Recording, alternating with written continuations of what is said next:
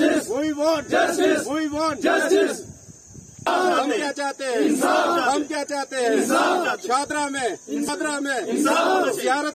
जितने भी media person यहाँ पे आए हैं, इन सब का बहुत शुक्रगुजार हूँ कि इन्होंने बहुत अनबाइस्ड होकर हम लोगों की बात सुनने के लिए यहाँ पर हाजिर हुए। तो मैं सबका बहुत बहुत शुक्रिया अदा करता हूँ कि आप ही वो लोग हैं कि जिनकी वजह से हमारी जो बात है वो एडमिनिस्ट्रेशन तक पहुँचती है, वो किसी भी रियासत की, किसी भी मुल्क की और किसी भी यूटी की जो सरकार बनी होती है उस तक वो पहुँचती है। सबसे पहले हम आपका शुक्रिया अदा करना चाहते हैं। आपने जैसे सवाल किया, इस सवाल का जवाब जो है वो भरपूर तौर पर हम आपके सामने रखेंगे। एक्चुअली हमारे शुबहात जो थे वो सारे रिक्रूटमेंट प्रोसीजर को लेकर थे, वक्फ बोर्ड की रिक्रूटमेंट प्रोसीजर को लेकर थे। इलेक्शन स्टार्ट होते हैं 17 अगस्त को। 17 अगस्त को न्यूज़पेपर है, उसके अंदर खबर छपती है। जो ऑफलाइन न्यूज़पेपर है उसके अंदर जो रिक्रूटमेंट पोस्टें हैं राजौरी डिस्ट्रिक्ट के लिए वो हैं 14, और जो ऑफलाइन न्यूज़पेपर है उसके अंदर है 14, और जो ऑनलाइन न्यूज़पेपर है उसके अंदर है 18। हम ये चाहते हैं, हम इंतज़ामिया से गुजारिश करते हैं कि सबसे पहले इस मामले के ऊपर कार्रवाई की जाए।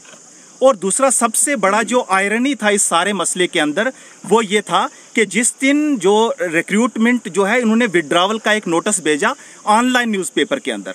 अगर आप इस मंथ की 6 तारीख का अगर ऑनलाइन न्यूज़पेपर देखेंगे तो उसके अंदर आप देखेंगे पेज नंबर 3 के ऊपर सबसे लास्ट के ऊपर जो ऑनलाइन न्यूज़पेपर है उसमें इन्होंने विड्रावल का नोटिस दिया हुआ है। और अगर ऑफलाइन जो पेपर है हमारे पास वो सबूत है, ऑफलाइन पेपर के अंदर वहाँ पे कोई भी विड्रावल का नोटिस नहीं है। और ये बड़ी हैरानगी की बात है। इससे पता चलता है कि वक्फ डिपार्टमेंट के अंदर किस तरीके से जो रिक्रूटमेंट प्रोसेस है वो चलाया जा रहा है। हम आपके माध्यम से गवर्नमेंट से, जो अभी हमारी गवर्नमेंट आयद हुई है, उससे हम वक्फ बोर्ड से हम ये गुजारिशात करते हैं कि हमें जो ये खदशात हैं इन मामलात के ऊपर आप गौर करें और इन मामलात को क्या किया जाए, देखा जाए। उसके बाद रिक्रूटमेंट प्रोसेस के अंदर कुछ और भी हमें शुबहात हैं। ये हमारे सवालात हैं और आयन के जो फंडामेंटल राइट हैं उसका जो आर्टिकल 19 है उसके तहत हम ये सवालात पूछने का हक रखते हैं। और हमारा सवाल ये है कि हमने सुना है, हमें ये बताया जाए सबसे पहले कि जो यहाँ पे रिक्रूटमेंट का प्रोसेस है वो किस तरीके से चलाया जाता है, कि रिक्रूटमेंट प्रोसेस के लिए क्या क्वालिफिकेशन होंगी, क्या ये जो रिक्रूटमेंट की इनके अंदर कोड ऑफ कंडक्ट में इन लोगों ने रिक्रूटमेंट की है। अगर ये कोड ऑफ कंडक्ट के अंदर रिक्रूटमेंट की है तो जिसने भी ये रिक्रूटमेंट की है वो अक्यूज्ड है इसके लिए। दूसरी बात ये कि हमारी गवर्नमेंट का ये आर्डर है कि कोई भी अगर आपको रिक्रूटमेंट किसी भी डिपार्टमेंट से करनी है या किसी भी इंतजामिया से कोई भी जॉब रिक्रूटमेंट करनी है तो उसके लिए आपको इंफॉर्मेशन डिपार्टमेंट की कंसेंट लेनी होगी। तो क्या ये जो रिक्रूटमेंट हुई इसके लिए इंफॉर्मेशन डिपार्टमेंट की कंसेंट हुई?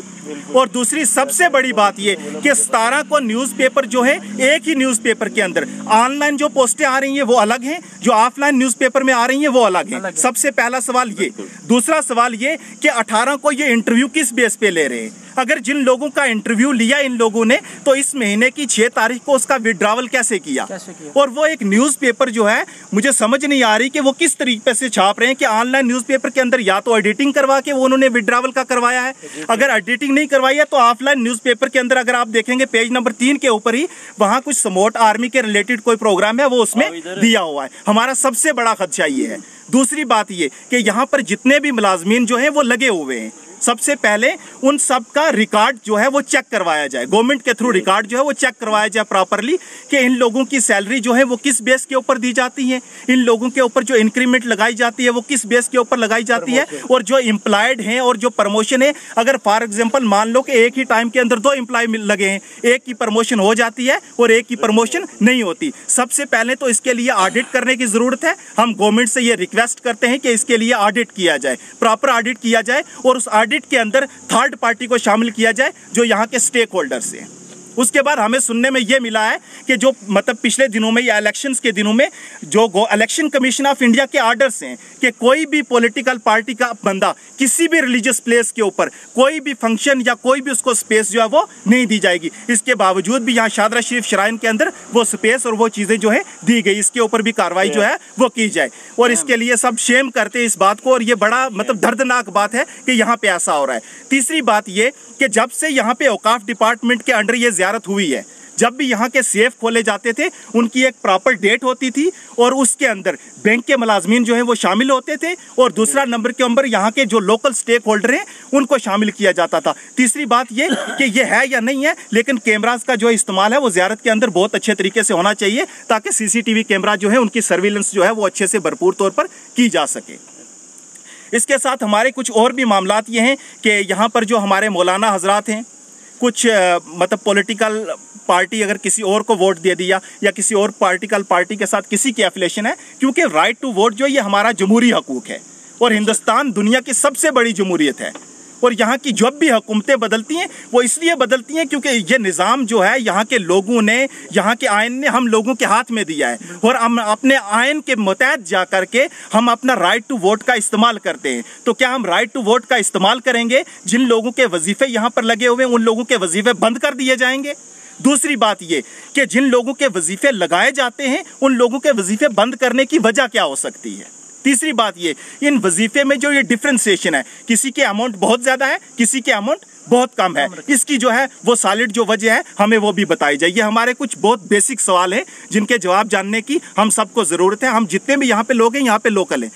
पांचवी बात ये कि हम सब लोगों की लोकल पार्टिसिपेशन जो है वो यहाँ पर होनी बहुत ज़रूरी है। खासतौर पर शादरा और आउटजाइनिंग एरिया के जो लोग हैं इनकी पार्टिसिपेशन होनी चाहिए। मुफ्ती साहब ने एक बहुत बड़ा काम किया था कि यहाँ के लोगों को माइग्रेट करवा के, अगर आप आसपास के एरिया देखोगे, दूसरी जगहों पे शिफ्ट किया था ताकि यहाँ पे टूरिज्म का जो कल्चर है वो डेवलप हो सके, जिसकी वजह से यहाँ के जो लोग हैं उनको रोज़गार मिल सके। लेकिन इन सारी चीज़ों के बावजूद क्या इस लैंड को प्रॉपर तौर पर यूटिलाइज किया जा रहा है या नहीं किया जा रहा? और एक बहुत इंपॉर्टेंट बात ये, गवर्नमेंट के आर्डर हैं, आपने कोई भी सामान जो खरीदना है, चाहे वो लंगर की ग्रॉसरी हो या कोई भी मतलब कोई भी असेंशियल चीजें जो भी हो, वो आपको जेम के ऊपर से खरीदना है। क्या ये रिकॉर्ड जेम का यहाँ पे मौजूद है? ये हम सब लोगों को क्या किया जाए, बताया जाए। हमने RTI भी फाइल की हुई है, उन RTI के जवाब भी जो है वो हम इनसे चाहेंगे। हम किसी एक पार्टिकुलर आदमी के खिलाफ नहीं है, हम किसी के भी खिलाफ नहीं है, हम सिर्फ और सिर्फ अपने हक की बात जो है मीडिया के माध्यम से यहाँ रखने के लिए आए हैं और हम उम्मीद करते हैं कि हमारी बात जो है ये सरकार सुनेगी और इस बात हमारी को ऊपर तक ये लेकर जाएंगे। अब ये मौलवी साहब हैं हमारे साथ, मौलाना गुलफराज साहब, ये आपके सामने चंद बातें रखेंगे। मैं सबसे पहले आप हजरात का शुक्रिया अदा करना चाहता हूं कि हमको हमेशा ही इग्नोर किया जाता है। जो भी मीडिया वाला आता है या कोई अधिकारी आता है या MLA MP यहाँ आता है तो उसको हमारे तक नहीं पहुँचाया जाता और ना हमारी आवाज़ को वो सुनना चाहता है। अब आपने देखा है कि ये इलेक्शन का दौर चल रहा था, तमाम पार्टीज़ के लोग हर एक के पास जा रहे थे, कैंपेन कर रहे थे और ये हिंदुस्तान का राइट है कि कोई भी व्यक्ति किसी को भी वोट दे सकता है, इसके अंदर किसी की पाबंदी नहीं है। तो जब कोई भी पार्टी का आदमी किसी के पास जाएगा तो उसे भगाया नहीं जाएगा बल्कि उसकी बात को सुना जाएगा। व्यक्ति का अपना मन है कि वो किसको वोट देना चाहता है, किसको नहीं देना चाहता, ये बात अंदर की होती है। लेकिन मेरा तो एक हक तलफी ये की गई है वकाफ़ के अंदर। क्या आप ये बताएं कि मैं यहाँ नमाज़ पढ़ाने के काबिल नहीं था? क्या मैं दीनी उमूर अंजाम देने के काबिल नहीं हूँ? क्या आप लोग ये बता सकते हैं कि नहीं? दूसरी बात ये कि आज के इस महंगाई के दौर में 3000 रुपया क्या औकात रखती है जो आगे पीछे से कोई सरमाया ना हो, कोई कुछ ना हो। मैं एक शादरा शरीफ नहीं बल्कि राजधानी, पोठा, बगला, मजहूर और भंगाई, इन सब के दीनी उमूर अंजाम देता हूँ। कहीं खतमात शरीफ होते हैं, जनाजे होते हैं या उसे क्या कहते हैं, सदकात वगैरह होते हैं, सारे काम में अंजाम देता हूँ। इस इलेक्शन के बाद यही कह करके मेरी, और मैं इसका सबूत दे सकता हूँ कि मुझे मौलाना साहब ने फ़ोन किया कि आप आज किसी सियासी मीटिंग में थे। मैंने कहा सियासी मीटिंग में नहीं था, बल्कि सियासी मीटिंग वाले लोग मेरे पास आए थे। तो उन्होंने कहा कि मीर साहब ने ये कह दिया है कि हम उन्हें वजीफ़ा देते हैं लेकिन वो क्या करते हैं कि दूसरों की मीटिंग अटेंड करते हैं, और मेरा जो 3000 का वजीफ़ा था वो शादरा शरीफ से ख़त्म कर दिया। दूसरी बात मैं आपको बताऊं कि जब मुफ्ती साहब ने यहाँ लोगों की ज़मीनें खरीदी और ख़रीद करके लोगों से कहा कि हम आपके हर घर से जिसकी ज़मीन ली गई है उसका एक आदमी जो है औकाफ़ के अंदर लगाएंगे और 75% का कोटा जो है वो फ़कत शादरा शरीफ वालों के लिए होगा। लेकिन ये बताया जाए कि वो 75% का कोटा कहाँ है, और दूसरी बात कि उन लोगों को कहाँ ज्वाइन किया गया है। आप ये बताएं कि यहाँ ऐसे लोग भी मौजूद हैं जो अपाहिज लोग हैं, उनकी यहाँ उनका वजीफ़ा नहीं है, और ऊपर से ये बात कही जा रही है कि जी हम सारे उलमा का वजीफ़ा काट देंगे। ये औकाफ कान खोल करके सुन ले। अगर उलमा ने अपनी ज़ुबान खोल दी तो ईमानदारी की बात तो यह है कि औकाफ को अपने मुलाजिमीन की तनख्वाह पूरी करना भारी पड़ जाएगा। क्यों कि ज़ियारतें उलमा की हैं। जब अल्लाह के रसूल ने फरमा दिया है कि अल उलमा वरसतुल अंबिया, कि उलमा जो है ये अंबिया के वारिस है, तो क्या औलिया के वारिस नहीं हो सकते हैं? बिल्कुल। ये ज़ियारतें अगर चल रही हैं तो उलमा के दम पे चल रही हैं। इसलिए मेरा आपसे यही, मुझसे पहले जो है मुफ्ती साहब और मेरे भाई ने वाज़िया कर दिया है, इलेक्शन आते हैं और इलेक्शन जाते हैं, ये डेमोक्रेटिक प्रोसेस है। लेकिन बड़े अफसोस से कहना पड़ा कि जम्मू कश्मीर की सबसे मशहूर दरगाह, जिस पे आज जो है ये बदगुमानियों का शिकार हो गई है, जिसकी वजह से हमें आज सामना आना पड़ा, और ये आप सारे देख रहे हैं, ये आपको चंद लोग नहीं नज़र आएंगे। यहाँ आने वाले दिनों में अगर सरकार इस पे क्लियरेंस नहीं देती है, हम तो अपने इलेक्टेड सीएम से दरख्वास्त करेंगे, यहाँ के कंसर्निंग एमएलए से दरख्वास्त करेंगे कि वो इसका क्लियरेंस दें, और क्लियरेंस के बाद नहीं तो ये लोग जो है सड़कों पे उतरने के लिए तैयार हैं। और दूसरी सबसे बड़ी बात, जो ये इस मॉडल कोड ऑफ कंडक्ट के अंदर ये उल्लंघन हुआ है, आप उस पेपर को देखें कि जो पेपर वहाँ से हार्ड कॉपी निकलती है, उस कॉपी के अंदर एक अलग किस्म की एडवर्टाइजमेंट ये उसको एडिटिंग करके करते हैं, और जो ऑनलाइन है उसमें अलग किस्म की होती है। हम इसकी क्लियरेंस चाहते हैं कि जो यहाँ का जिम्मेदार इंसान है वो इसकी क्लियरेंस क्यों न दे। दूसरा ये है कि ये इतने बुखलाहट के शिकार हो चुके हैं कि हमें ज़बान खोलनी पड़ी। आपको तो इन लोगों ने रद्द किया है, आपको तो इन लोगों ने आपका बेड़ा गर्क किया है, और आज आप उतरे हो इन लोगों के खिलाफ के इन्होंने हमारा बेड़ा गर्क किया। आपको शर्म आनी चाहिए कि ये डेमोक्रेटिक, आपने तो जमहूरियत का कत्ल कर दिया है। आपको ये पता होना चाहिए कि हिंदुस्तान जो है ये डेमोक्रेटिक मुल्क है, और इसमें जो है हमें कानून ने राइट दिया हुआ है कि हम जो है अपनी मर्जी से वोट करें और अपनी मर्जी से गवर्नमेंट को इलेक्ट करें। अगर किसी की वजह से यहाँ पे जो है वो गवर्नमेंट इलेक्ट लोगों ने चुन के की, तो आपको इसमें तकलीफ नहीं होनी चाहिए, आपको बदवा नहीं करनी चाहिए। और जो ख़ास बात मैं आपसे करना चाहता हूँ कि जिस आलिम का या जिस मौलवी का वजीफ़ा यहाँ से काटा गया है, पहले तो शेम होनी चाहिए उस काटने वाले को, उसको शर्म आनी चाहिए। और उसके बाद दूसरी बात मैं उसको ये वार्निंग से कहना चाहता हूँ कि फौरी तौर पर उसका बहाल किया जाए। वरना मैं आपको बता दूँ, हजूर सल्लल्लाहु अलैहि वसल्लम ने फरमाया था, उलमा वरासतुल अंबिया, अगर उलमा जो हैं ये वारिस हैं अंबिया के, तो हमारा आखिरी खून का कतरा भी उलमा के लिए जो है वो कुर्बान हो जाएगा, और हम रोडों पे देने के लिए अपनी जान भी उलमा के लिए तैयार हो जाएंगे। और उलमा के खिलाफ जिसने ज़बान खोली तो हम उसको किसी सूरत में नहीं बख्शेंगे। हम कानून को अपने हाथ में नहीं लेना चाहते। हम सरकार से, हम एलजी से ये दरख्वास्त करना चाहते हैं कि जितनी ये बदगुमानियाँ हुई हैं उनका जो है वो हमें बताया जाए, फ़ौरन इसकी क्लियरेंस की जाए, ताकि लोगों के अंदर जो है वो थोड़ा सा अमन और सुकून हो सके। शुक्रिया। हम जितने भी हम लोग बैठे हुए हैं, हमारी तरफ से कुछ गुजारिशात हैं, ख़ास तौर पे सरकार के लिए, कि सबसे पहले यहाँ पे एक इन सर्विस ऑफिसर जो है को केएस एडमिनिस्ट्रेटिव ऑफिसर जो है उसको मुनक्किद किया जाए। और दूसरे नंबर पे किस तरीके से ये पे स्केल बनाया जाता है, इस पे स्केल के अंदर किन चीज़ों की ज़रूरत होती है, किसी एक आम आदमी को अगर आप लगा देंगे तो उसको पता नहीं चलता है। लिहाजा फाइनेंस डिपार्टमेंट से भी यहाँ पर एक आदमी जो है वो लगाया जाए। तीसरा नंबर, यहाँ पे टीआरसीज वगैरह हैं, यहाँ पे टूरिज़्म के मसले हैं, और लोगों को बहुत सारी जो चीज़ें हैं वो करनी पड़ती हैं। उसके लिए प्लानिंग डिपार्टमेंट के लोग भी यहाँ पर मुनक्किद किए जाएँ, ताकि हम लोगों के लिए बहुत ज़्यादा आसानियाँ पैदा हों। यहाँ पर एक एडमिनिस्ट्रेटिव ऑफिस हो, लोग वहाँ पर जाएँ और अपने मसाइल का हल जो है वो निकाल सकें। एक बात तो ये। दूसरी बात ये कि यहाँ पर एक कब्रिस्तान है, ग्रेवयार्ड एक है यहाँ पर, जो फुल हो चुका है। यहाँ के जो लोकल लोग हैं सब ने पहले भी गुजारिश की है, और आज मीडिया के माध्यम से हम फिर से गुजारिश करते हैं कि हमें कब्रिस्तान के लिए एक अलग से जो है वो जगह दी जाए। चौथी बात ये कि हमें कुछ शक और शबुहात हैं, हम किसी पे इल्ज़ाम तराशी नहीं कर रहे।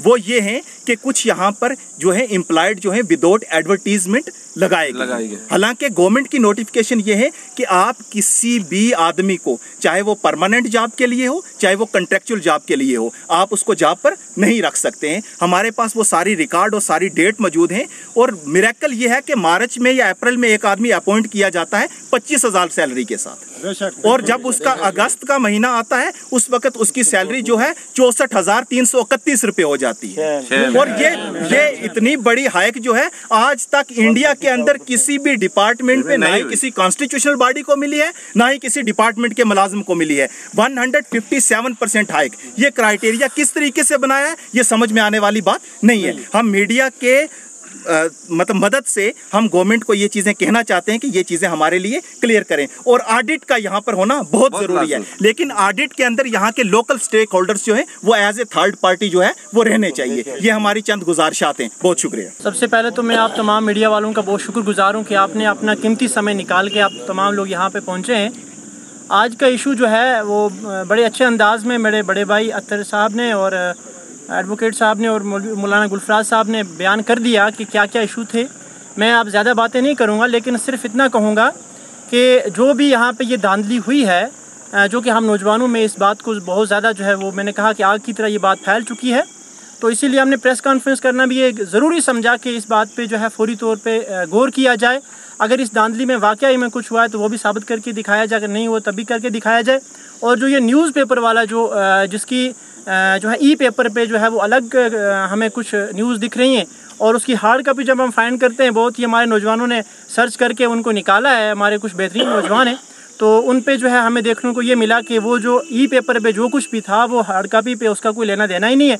और स्टेट ऑब्जर्वर वाले को जो है उसकी भी सख्त कार्रवाई होनी चाहिए कि वो न्यूज़पेपर वाला जो है इस चीज़ को क्यों ऐसे जो है वो प्रमोट कर रहा है। दूसरी बात ये कि लोकल यहाँ पे जितने भी हैं उनके मुद्दों को ज़रूर यहाँ पे सुना जाए। और यहाँ पे शादरा शरीफ और साथ के एडजॉइनिंग एरियाज़ बंगाई हो गया हमारा, साथ में राजधानी मजहूर वगैरह हो गया, तो इन लोगों को जो है एक प्रॉपर तौर पे रिजर्वेशन दी जाए, जिसके अकॉर्डिंग यहाँ पे जो भी रिक्रूटमेंट हो, ताकि ये नौजवान जो यहाँ के PhD होल्डर, यहाँ के जो हैं BTech MTech करके यहाँ पे लोग घर में बैठे, तो ताकि उनको भी यहाँ पे जो है मौका मिले। ऐसा ना हो कि लोग अपने ही परिवार में से उठा के एक बंदे को लाएं 25,000 सैलरी पे, और वो करते करते जो है वो 65,000 सैलरी इस टाइम वो ले रहा है। मैं आप तमाम लोगों का बहुत शुक्रगुजार हूँ, आप लोगों ने टाइम निकाल के यहाँ पे आए। उम्मीद है कि ये बात जो है वो ज़रूर आप ऊपर तक पहुँचाएंगे और जल्द से जल्द जो है इस पर कार्रवाई होगी। शुक्रिया। एराकॉट कंस्ट्रक्शन फेस्टिव सीजन के चलते अपने वैल्यूएबल कस्टमर्स के लिए लेकर आया है ढेरों फ्री गिफ्ट्स। एराकॉट कंस्ट्रक्शंस में फेस्टिव सीजन के दौरान शॉपिंग करने पर आपको मिलेंगे फ्री गिफ्ट्स, जैसे gold coin, silver coin recliner, TV, Alexa, travel bag, big medium small, geyser, water purifier, chimney, induction, juicer, mixer grinder आदि। एराकॉट कंस्ट्रक्शंस लेकर आया है जम्मू कश्मीर के लोगों के लिए बेहतरीन ऑफर्स। यहाँ आपको मिलेंगे एक ही छत के नीचे आपके सपनों के घर को साकार करने वाले सभी प्रोडक्ट्स, वो भी बिल्कुल नए डिजाइन्स में। अगर आप बना रहे हैं अपना नया घर या फेस्टिव सीजन के दौरान कर रहे हैं अपने घर को रेनोवेट, तो एराकॉट कंस्ट्रक्शंस के अलावा आपको कहीं जाने की जरूरत नहीं है, क्योंकि यहाँ मिलेगी टाइल्स, सैनिटरी, हार्डवेयर आइटम्स की विशाल रेंज। क्योंकि एराकॉट कंस्ट्रक्शंस जम्मू कश्मीर का है सबसे बड़ा टाइल्स एंड सैनिटरी स्टोर, जो यहाँ है वो आपको कहीं नहीं मिलेगा। आपके घर को सजाने के लिए हमारे प्रोफेशनल्स देंगे फ्री साइट विजिट। इसके अलावा एराकॉट कंस्ट्रक्शंस अपने कस्टमर्स का रखता है पूरा ख्याल और देता है हर खरीद पर फ्री गिफ्ट्स। हमारा पता है एराकॉट कंस्ट्रक्शन, सरोर अड्डा, बड़ी ब्राह्मणा। Mobile number 90705 84444, 90703 14444।